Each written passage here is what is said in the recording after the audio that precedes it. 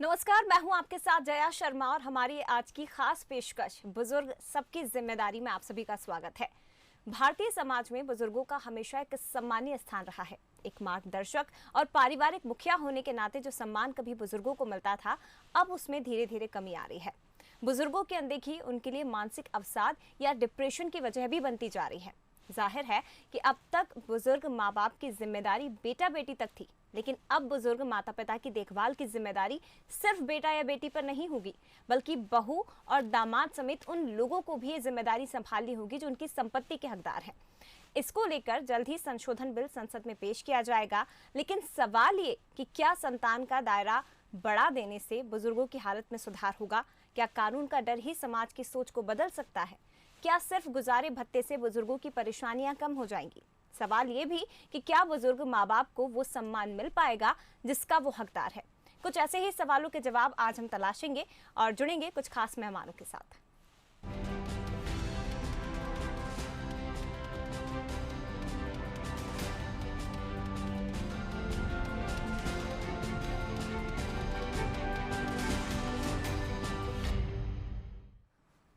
तो देश में बढ़ते ओल्ड एज होम की संख्या, बुजुर्गों के खिलाफ बढ़ते अपराध और आज के दौर में बुजुर्गों के प्रति समाज की सोच को बताने के लिए काफी है। इतना ही नहीं, कैसे बुजुर्ग संतानों को अपना सब कुछ देकर खुद बेसहारा हो गए, ये हाल ही की कुछ घटनाओं ने भी साफ कर दिया। लेकिन अब बुजुर्ग माँ बाप की जिम्मेदारी तय करने के लिए संतान का दायरा बढ़ाने की तैयारी है। दरअसल माता पिता और वरिष्ठ नागरिकों का भरण पोषण और कल्याण संशोधन बिल 2019 को संसद की स्थायी समिति ने मंजूरी दे दी है।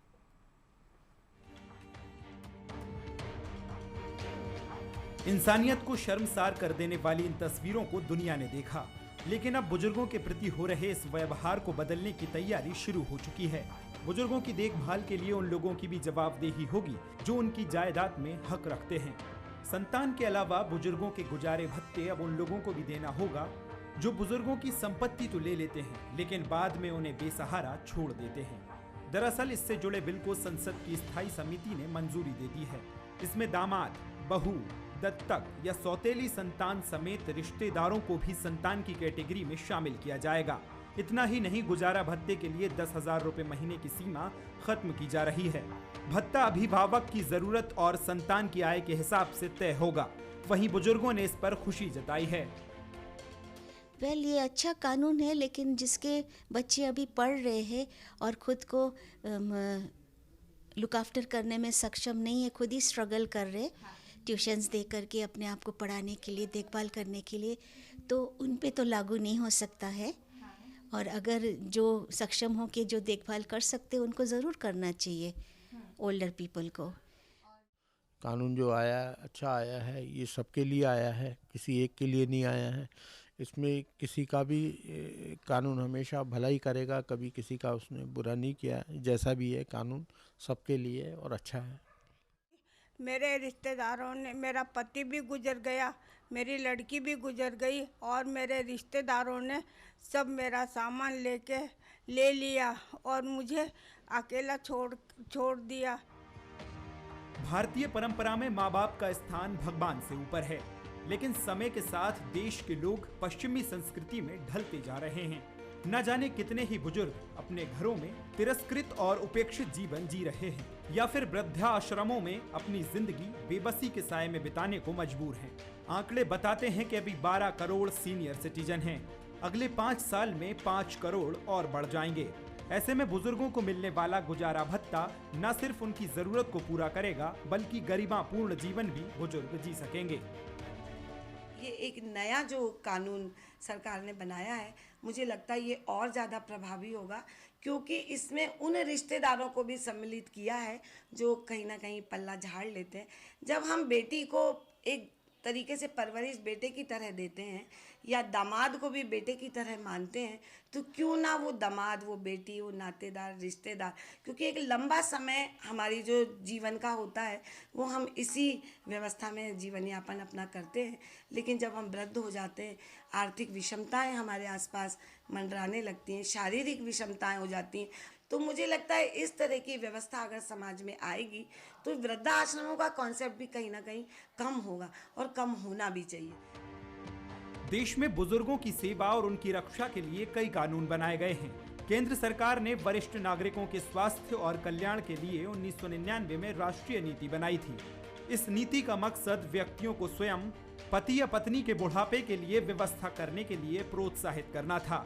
लेकिन वरिष्ठ नागरिकों का भरण पोषण और कल्याण संशोधन बिल उन लोगों की जिम्मेदारी तय कर देगा जो बुजुर्गों को सिर्फ उनकी संपत्ति के लिए देखभाल किया करते थे। Bureau report, Bansal news. तो भरण पोषण कल्याण संशोधन बिल, क्या ये बुजुर्गों को उनका हक दिला पाएगा? और अगर हक दिला भी दिया तो जिस प्यार की, जिस सहानुभूति की बुजुर्ग माता पिता को जरूरत है, बच्चे उसे दे पाएंगे? यही कुछ सवाल है जिसका आज हम जवाब लेंगे। और हमारे साथ कुछ खास मेहमान स्टूडियो में मौजूद हैं, उनसे आपका परिचय करवा देती हूँ। माधुरी मिश्रा जी, अपना घर वृद्धाश्रम संचालिका, हमारे साथ स्टूडियो में मौजूद है। इसके साथ ही सरिता राजानी जी, सोशल काउंसलर हैं, वो भी हमारे साथ स्टूडियो में मौजूद है। आप दोनों का बहुत स्वागत है। मैम सरिता जी, सबसे पहले तो मैं आपके पास ही आना चाहूंगी। मैं चाहूंगी कि इस बिल को आप एक बार हमारे दर्शकों को विस्तार से समझाइए कि क्या फायदा होगा, और इसके साथ ये भी बताइए कि अभी तक की जो प्रोसेस है, अभी तक की क्या सुविधा मिल पा रही थी, किस तरह का कानून था? देखिए, जो कानून आ रहा है, इससे पहले भी वृद्धों के लिए, बुजुर्गों के लिए समाज में कानून बहुत ज़्यादा बने हैं, परंतु उनका जो प्रभाव होना चाहिए, उनका जो पालन किया जाना चाहिए, वो कभी नहीं हुआ। आज ये कह सकते हैं कि जहाँ पर माता पिता को वृद्धाश्रम में छोड़ा जा रहा है, या उनकी संपत्ति हड़प लेते हैं, या धोखे से उसका नामांतरण करा लेते हैं, तो उनके विरुद्ध भी कार्रवाई तब तक नहीं होती जब तक कि माता पिता खुद शिकायत नहीं करते जी। यहाँ पर ज़रूरत ये है, कानून में ये संशोधन और ये नया कानून आना चाहिए कि जहाँ पर कोई पड़ोसी भी अगर पड़ोस के किसी वृद्ध माता पिता के साथ ऐसा धोखा होते हुए देखता है तो उसकी शिकायत हो और उसके ऊपर कार्यवाही की जाए। क्योंकि माता पिता कहीं ना कहीं अपने बच्चों से भावनात्मक रूप से इतने जुड़े होते हैं कि वो अपने बच्चों के प्रति कोई शिकायत नहीं करते। अगर ये शिकायत हो रही होती और सख्ती के साथ कानून का पालन किया जा रहा होता तो शायद मुझे नहीं लगता कि भारत में एक भी वृद्धाश्रम बनता। क्योंकि माता पिता अपने जीवन में इतनी तो कमाई करते हैं कि जिससे वो अपना बुढ़ापा आराम से गुजार सकें, परंतु उनका आराम, उनकी गरिमामय जीवन को जो भंग करता है वो उनकी अपनी संतान ही होती है। अब यहाँ पर जो कानून अभी नया संसद में पारित होने वाला है, जिसका पालन होना बहुत महत्वपूर्ण है। यहाँ पर कानून बहुत सारे विषयों पर बनते हैं, मगर उनकी पालना किस हद तक होती है, किस हद तक माता पिता ये चाहते हैं कि उनके बच्चों के खिलाफ कोई कार्रवाई की जाए, सबसे महत्वपूर्ण बात ये होगी। यहाँ पर इस बिल में ये है कि संतान का जो दायरा है वो बढ़ाया गया, क्योंकि कई परिवारों में ऐसा है जहाँ पर बेटे नहीं हैं, बेटियां हैं। अब बेटियां संपत्ति में तो अधिकार रखती हैं, दामाद भी संपत्ति में अधिकार लेता है, तो दामाद का भी दायित्व बनता है कि वो उन्हें अपना माता पिता मानकर उनकी सेवा करे, उनके बुढ़ापे में, उनकी वृद्धावस्था में उन्हें गरिमामय जीवन दे, उन्हें भावनात्मक स्पर्श दे। अब यहाँ पर जब संतान का दायरा बढ़ाया जा रहा है, उसमें दत्तक ग्रहण भी शामिल है, उसमें सौतेली संतान भी शामिल है, उसमें दामाद भी हैं, उसमें वो रिश्तेदार भी हैं जो संपत्ति में से अधिकार लेते हैं, हित लेते हैं। कहीं ना कहीं जो भी हित अधिकार वो प्राप्त करेंगे, उसके प्रतिफल में उन्हें उन बुजुर्गों को जिनकी संपत्ति वो ले रहे हैं, उन्हें एक गरिमामय जीवन देना पड़ेगा। बात यहाँ पर ये है कि चलिए हमने मान लिया कि आज ये कानून आएगा और कानून की पालना से उन्हें वृद्धों की जो संपत्ति प्राप्त करेंगे, भरण पोषण देंगे, लेकिन अगर मान लीजिए कि वो भरण पोषण सम्मानजनक न हुआ, अगर परिवार में आपने उन्हें सम्मानजनक स्थिति नहीं दी, आपने खाना दिया तो सही, मजबूरी में क्यों, क्योंकि मैंने संपत्ति ली है इसलिए मैं खाना दे रहा हूँ, लेकिन अगर मान लीजिए सिर्फ खाना ही पर्याप्त है, ये पर्याप्त नहीं है। पर्याप्त है जिस उम्र से वो गुजर रहे होते हैं, उन्होंने एक जीवन जिस उम्मीद से गुजारा कि हमें बुढ़ापे में हमारे बच्चे, हमारा परिवार अपनत्व देगा, प्रेम देगा, स्नेह देगा, उन सब से वो वंचित हो जाते हैं। और उन सब के लिए किसी कानून को पालना करना भी एक आवश्यक कार्य है, परंतु उसके साथ हमारा नैतिक दायित्व, जो शिक्षा नीति में भी परिवर्तन आना आवश्यक है, कि जहां पर हम पहले से मानते थे कि हमारे माता पिता हमारे भगवान हैं, लेकिन आज ये शिक्षा नीति कुछ बदली, उसके कारण कॉन्वेंट स्कूल आए, अंग्रेजी पाश्चात्य संस्कृति हम पर हावी हुई, तो हमारे जो धर्म है, जो संस्कृति है, उसमें माता पिता का जो स्थान है वो परिवर्तित हुआ। बिल्कुल। अब ये कहा जा सकता है सरिता जी कि कानून तो आ रहा है, इसे जो बुजुर्ग हैं जिनकी हमने बातें भी सुनी, इसे अच्छा फैसला बता रहे हैं, लेकिन ज़रूरी ये है कि उनकी ज़रूरत है, जो बुजुर्ग चाहते हैं, वो भी उन्हें मिलना बहुत ज़्यादा ज़रूरी है। मैं आती हूँ मैम आपके पास, हमारे साथ माधुरी मिश्रा जी भी मौजूद हैं। माधुरी जी, क्योंकि आप अपना खुद का एक वृद्धाश्रम चलाती हैं, लंबे समय से आप इसे संचालित कर रही हैं, आपसे समझना चाहूँगी कि किस तरह के बुजुर्ग वहाँ पर आते हैं, बच्चे किन स्थिति में, किन परिस्थितियों में अपने पेरेंट्स को, अपने माता पिता को, जब उनकी सबसे ज़्यादा ज़रूरत होती है, उस समय आपके वृद्धाश्रम में छोड़कर जाते हैं। देखिए, आज के जो टूटते परिवार और वृद्धाश्रम का बढ़ना एक फैशन सा हो गया है। ऐसे बच्चे समाज में हैं, कई तो बिल्कुल आश्रमों के आसपास ही रहते हैं और वो ये कह के छोड़ जाते हैं, ये मेरे दोस्त के पिताजी हैं, ये ऐसे हैं, ये वैसे हैं, ये उनका पहचान वाला है, और अपनी पिताजी की वास्तविक पहचान भी नहीं बताते हैं। चलो, ये एक उनकी महानता मैं कहूँगी कि बहुत महान व्यक्तित्व है कि वो इस तरह की झूठ बोल लेते हैं, लेकिन जो उनका पैसा, यहाँ तक कि जायदाद तो बहुत बड़ी बात हो गई, जो छोटी मोटी पेंशन उनको मिलती है वो एटीएम बनवा के रखते हैं बच्चे, क्योंकि हमारा एक बुजुर्ग माता पिता बहुत ज़्यादा याददाश्त भी नहीं रहती है, भूल जाते हैं। तो मुझे लगता है ये एटीएम जैसी व्यवस्था भी बुजुर्गों के लिए बंद होना चाहिए। बच्चे एटीएम रखे रहते हैं। 30 तारीख से मैं अपने घर में अनुभव करती हूँ कि 1 तारीख के पहले बच्चों का आना शुरू हो जाता है, और मम्मी जी कैसे हो, क्या हो। अगर उनको 10,000 पेंशन मिलती तो उस पेंशन में से उनको मुश्किल से 1 दर्जन केले और 1-2 बिस्किट उनके हिस्से आता है, और सारा पैसा वो बच्चे ले लेते। पर इस तरह के कानून अगर समाज में आए, इसके पहले भी वृद्ध आयोग बनाया गया था, काफ़ी अच्छा चला वो, और काफ़ी लोगों को मदद भी मिली, और सरकार बहुत सराहनीय प्रयास हर समय करती, क्योंकि एक संवेदनशील, हर व्यक्ति में एक संवेदनशीलता होती है, और सरकार चाहती है कि हमारे माता पिता और हमारे परिवार, ये वसुदेव कुटुंब की हम बात करते हैं, तो हमारा ये स्तंभ है, ये कहीं दुखी ना हो। पर इनकी संतानें उनको दुख देती हैं, इनके रिश्तेदार उनको दुख देते हैं, तो सरकार और समाज कितना कर पाएगा।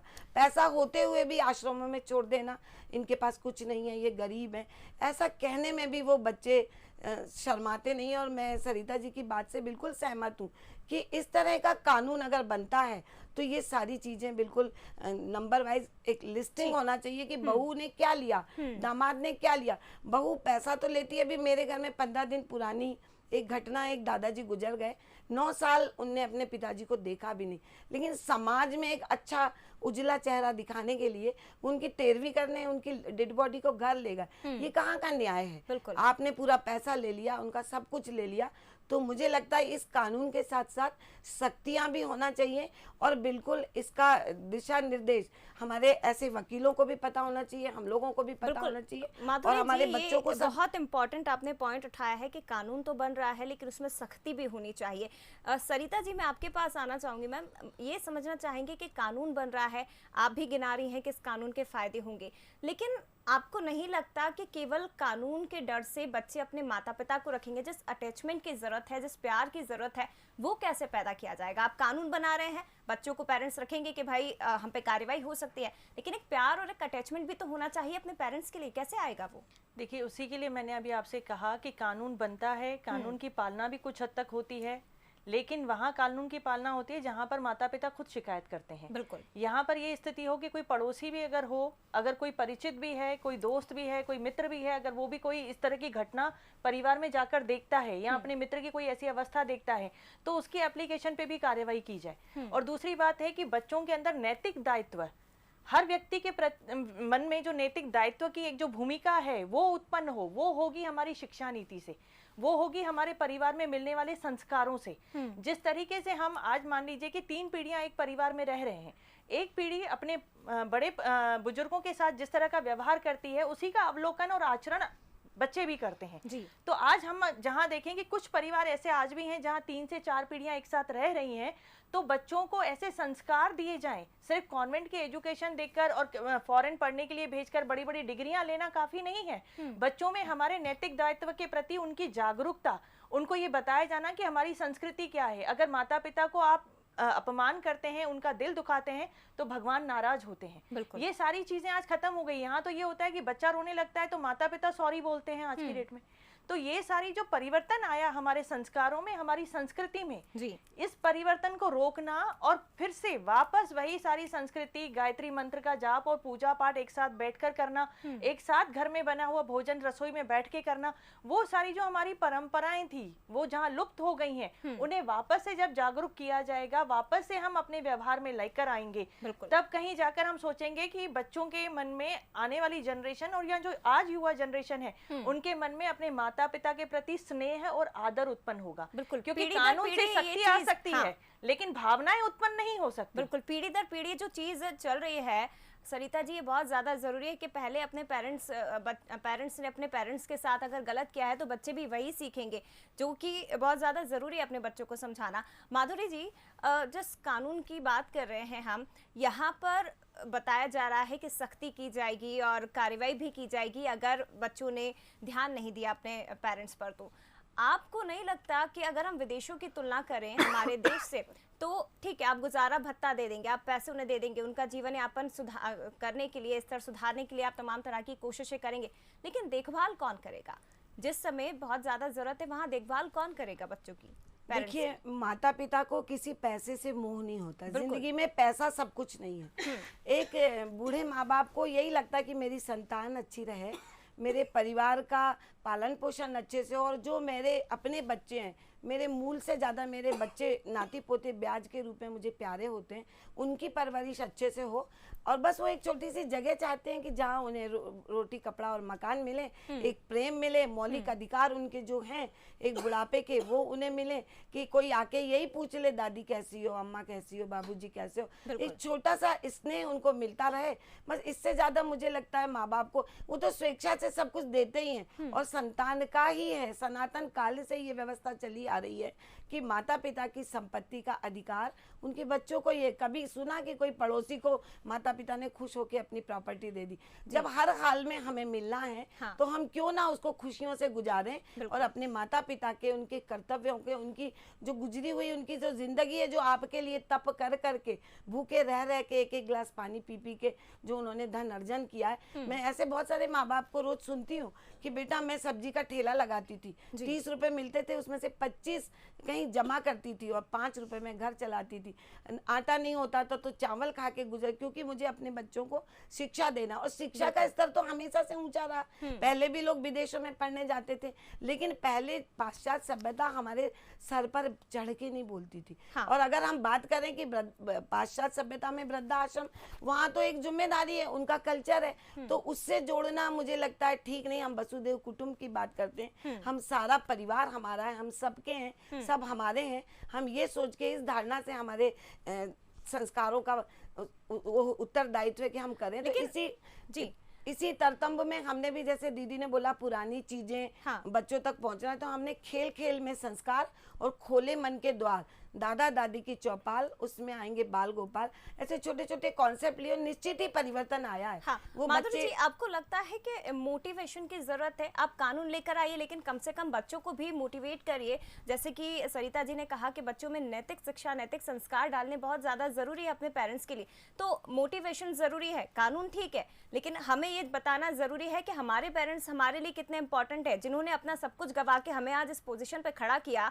हम कैसे उन्हें वृद्धाश्रम में छोड़ सकते हैं? देखिए, कानून तो घर के बाहर से लागू होता है। जब हम घर का वातावरण, बहू ससुर से तरीके से बात नहीं करेगी, तो बहू की मैं कम गलती मानती हूँ, क्योंकि जो बेटा है अगर वो अपने माता पिता से 2 बार 4 बार अभद्रता करता है, तो उस घर में रहने वाली बहू सोचती शायद इनका यही कल्चर है। तो हमें सबसे पहले उस जड़ को पकड़ना होगा, हमारे बेटों को पकड़ना पड़ेगा, हमारे नाती पोतों को पकड़ना पड़ेगा, और उनको बताना पड़ेगा कि कई बार दादियाँ, मेरी खुद की 2 बेटी हैं, उनकी पूरी परवरिश ओल्ड एज होम में हुई है, वो बिल्कुल बता के जाती है, नहीं बता के जाती तो दादियाँ गुस्सा हो जाती। मैं उनको बस थोड़ा सा स्नेह चाहिए, और उनको ये चाहिए कि आज भी मेरी समाज में, परिवार में कुछ भूमिका है, और माता पिता को बहुत जायदाद, पैसा, रुपया, जब जो मेरा व्यक्तिगत अनुभव है, मुझे लगता है उनको बस प्यार के 2 बोल चाहिए। और बुजुर्गों से तो प्यार से आप हर कुछ ले सकते हो, लेकिन उसके बदले में उन्हें उनकी बिगड़ती परिदृश्यों को, उनकी बिगड़ती हेल्थ को, उनके बिगड़ते सोच को, कई बार माँ बाप अल्जाइमर के रोगी हो जाते हैं, एक बात को 4 बार बोलते हैं, सुनते नहीं हैं, गुस्सा भी करते हैं। उन चीज़ों को थोड़े समय के लिए, उनने हमारे लिए 50 साल का समय दिया, हमको तो 5 साल भी मुश्किल है। 2 साल एक बूढ़ा माँ बाप अगर बीमारी से ग्रसित है, परेशान है, तो उसकी लाइफ 2 साल 5 साल से ज्यादा मुझे लगता नहीं होती। तो उन 5 साल को हम इतना भारी बना देते हैं कि जायदाद में हिस्सा लेते हैं, दामाद बेटी के ऊपर प्रेशर करता है कि जाइए आप अपनी माँ से पैसा लाइए। ये वही पेरेंट्स हैं जिन्होंने शायद अपना पेट काट के या खुद भूखे रह के हमें खाना दिया है, और आज हम उन्हें 2 वक्त की रोटी भी नहीं दे पा रहे, अपने घर में नहीं रख पा रहे हैं। सरिता जी, आपसे ये समझना चाहूंगी, क्योंकि आप सोशल काउंसलर हैं, जाहिर तौर पर आपके सामने भी ऐसे कई केसेस आते होंगे। आपको नहीं लगता है कि व्यवस्थाओं में और सुधार करने की जरूरत है? किस तरह की व्यवस्था हम बना सकते हैं कि बच्चे भी समझे, पेरेंट्स भी समझें कि हम दोनों एक दूसरे के लिए कितने ज्यादा जरूरी हैं? ये बहुत ज़्यादा ज़रूरी है। आज के समाज में बहुत परिवर्तन की आवश्यकता है। सबसे पहले हम ये मान सकते हैं कि जिन बच्चों ने घर में कभी दादा दादी नाना नानी नहीं देखे जी, तो उनके लिए ये बहुत ज़्यादा ज़रूरी है कि ऐसे बच्चों को हम ओल्ड एज होम लेकर जाएं, वहाँ पे दादा दादी की स्थिति दिखाएं, उनसे मिलाएं। वहाँ पर 2 परिवर्तन होंगे। एक तो जो ओल्ड एज होम में दादा दादी रहते हैं, उनको बच्चों से मिलकर, परिवारों से मिलकर बहुत अच्छा लगता है, उन्हें वो स्नेह, वो भावनाएं मिलती हैं जिनकी उन्हें ज़रूरत है। वहीं पर जो बच्चे वहाँ पर अपना जन्मदिन मनाते हैं या अपने किसी पास होने की मिठाई लेकर जाते हैं, तो उन्हें लगता है कि मतलब ये दादा दादी ऐसे होते हैं और अगर इनका मान नहीं किया जाए तो वो इस तरह से यहाँ रहकर रोते हैं। बिल्कुल। तो ये एक परिवर्तन है। वहीं पर दूसरा परिवर्तन ये है कि माता पिता का सब कुछ अपनी संतान का है, लेकिन मेरा ये सोचना है कि जब तक माता पिता जीवित है ना, अपने बच्चों के नाम पे कोई संपत्ति नहीं करना चाहिए। जहाँ पे संपत्ति का ट्रांसफर हो जाता है वहां पे बच्चे निश्चिंत हो जाते हैं और अपनी मनमानियां करते हैं। और दूसरी बात, अगर संपत्ति माता पिता के नाम पर है, उसके बाद अगर संतान मनमानी कर रही है तो थोड़ा सख्ती के साथ उसे थप्पड़ मार के सिखाने की जरूरत है। वहां भावनाओं में बहकर कि बच्चा है, इसके सिवा किसके लिए किया है मैंने, ये सब कुछ इसी का तो है, ये शब्दों का जो है ना वो बच्चे गलत मतलब लेते हैं कि सब कुछ मेरा ही है, मेरे सिवा कोई नहीं है। मेरे पास अभी एक केस है, उस दादाजी की उम्र 82 साल है जी। 82 वर्ष के पिता अपने 17 लोगों के परिवार के साथ एक घर में रहते हैं। वो घर उन्होंने बहुत मेहनत से आय अर्जित करके खरीदा। बेटी की शादी लगभग 50 साल पहले हो गई है। उस बेटी ने अपने पिता को धोखे में लेकर वो संपत्ति अपने नाम पे दान पत्र ले लिया जी। अब दान पत्र लेने के बाद वो परिवार के जो 17 लोग उस मकान पर आश्रित हैं, उनके अलावा उनके पास कोई आवास की स्थान नहीं है। वो उन 17 लोगों को नोटिस भेज के कहती है कि अब इसकी मालकिन मैं हूँ, आप सब बाहर निकलिए। तो यहाँ पर एक बेटी, आज हम सोच नहीं सकते कि जिसका अपना सुखी परिवार है, उसके पास बहुत संपत्ति है, लेकिन पिता की छोटी सी संपत्ति को अपने नाम पर दान पत्र से धोखे से लेकर क्या साबित करना चाहती है। बिल्कुल। तो यहाँ पर कानून सख्त होना चाहिए। वहीं माता पिता को भी थोड़ा सा अपने बच्चों में कि ये सोचकर कि सब कुछ देकर तो जाएंगे, लेकिन आज इनको मनमानी करने से रोकेंगे। बिल्कुल। तो यहाँ पर बेटी हो, बेटा हो, दामाद हो, सबके लिए एक जैसा नियम माता पिता लागू करेंगे तो मुझे लगता है कि ये जो भावनात्मक आहत जो होते हैं, ये भावनाओं के साथ जो लोग खेल रहे हैं, संतान होकर, परिवार होकर, रिश्तेदार होकर, तो वो कहीं ना कहीं उस पर अंकुश जरूर लगेगा। बिल्कुल, अंकुश जरूर लगेगा। माधुरी जी, आप किस तरह के सुधार की उम्मीद कर रहे हैं, और ये भी आप बताइए कि परिवर्तन कब से आना शुरू हो जाता है? क्योंकि कहा जाता है कि बेटी अपने पिता के सबसे ज़्यादा करीब होती है और एक बेटा अपनी माँ के सबसे ज़्यादा करीब होता है, लेकिन वही बेटी, वही बेटा शादी के बाद या शादी के पहले अपने परिवार को छोड़ देता है, अपने बुजुर्ग माँ बाप को वृद्धाश्रम में भेज देता है। परिवर्तन कब से आना शुरू हो जाता है? कई बार बहुओं के ऊपर आरोप लगते हैं कि बहू आ गई, उसके बाद हमारा बेटा बदल गया। ऐसा नहीं है, क्योंकि हम भी किसी की बहू हैं और हमारे साथ उठने बैठने वाले भी किसी की बहू बेटी है। लेकिन मानसिकता परिवर्तन, कोई बच्ची किसी के दूसरे घर में जब आती है तो वो अपने घर की सारी चीजों को लेके नहीं आती है जी। वो उस घर में अपने को आत्मसात करती है। वो चाहती है कि जैसा इस घर का सुबह इतने बजे उठना है, इतने बजे खाना बनाना है, तो वो सारी चीजें तो करती है। उसमें अगर वो ये देखती है कि मेरे पति का रवैया अपने बड़े भाई के प्रति कैसा है, अपनी भाभी के प्रति कैसा है, घर में छोटे बच्चे के प्रति कैसा है, तो सही बात है कि अच्छी चीज सीखने में थोड़ा टाइम लगता है और बुरी चीज सीखने में बिल्कुल समय नहीं लगता। तो वो बहू जब देखती है कि इनके माता पिता, मेरे पति के जो माता पिता हैं, उनके साथ मेरा पति कभी ढंग से बात ही नहीं करता। कभी माँ बाप अगर बोलते भी बेटा कहाँ गए, आप दिमाग मत खराब करो, मुझसे बात मत करो, तो वो सोचती शायद यहाँ का यही रीति रिवाज है। और 90% बहू अच्छी होती हैं, ये भी जरूरी नहीं है। कुछ बहुएं भी अपनी सीमाएं पार कर जाती हैं। उनको भी ये समझना चाहिए कि आज अगर एक माँ को छोड़ के हम किसी दूसरे की माँ के पास आए हैं तो ये भी हमारी माँ है। अगर हमारा पति माँ नहीं होती तो हमें ये पति कैसे मिलता। तो कई बार जो छोटी सोच की बहन बेटियां होती हैं वो जल्दी इस गलत चीज को आत्मसात करती हैं। और कुल मिलाकर माधुरी जी ये कहा जा सकता है कि शिक्षा की शुरुआत अपने घर से होनी चाहिए। बहू अगर आ रही है तो उसे उसकी माँ ऐसे संस्कार दे कि बेटा जैसी मैं आऊँ वैसे ही तुम्हें ससुराल में रहना है। और ज़रूरी भी है कि बेटा भी उस चीज़ को समझ पाए, क्योंकि शायद भूल जाते हैं कि माँ बाप ने उनके लिए क्या किया है। हालांकि अब इस दिशा में कानून लाने की बात की जा रही है, इस कानून से कितना फायदा होगा ये जरूर देखने वाली बात होगी, और क्या बुजुर्गों की स्थिति में सुधार होगा ये भी देखने वाली बात होगी। फिलहाल आप दोनों का शुक्रिया मैम, माधुरी जी और सरिता जी, आप दोनों का बहुत शुक्रिया हमारे साथ जुड़ने के लिए और इस चर्चा में शामिल होने के लिए। तो बुजुर्ग सबकी जिम्मेदारी है, लेकिन सबसे पहली जिम्मेदारी उनके बच्चों की आती है, और जरूरी है कि वो बच्चे अपने पेरेंट्स की जिम्मेदारी उठाएं और समझें कि उनके पेरेंट्स ने उनके लिए क्या किया है। हालांकि जिस देश में हम रहते हैं उसमें जरूरत नहीं है कि ऐसा कानून आए, लेकिन अब वो आ रहा है और उम्मीद ये की जा रही है कि कानून के डर से नहीं बल्कि अपने प्यार से, अपने अपनत्व से अपने पेरेंट्स को आप लोग अपनाइए। फिलहाल इतना ही, बने रहिए बंसल न्यूज़ के साथ।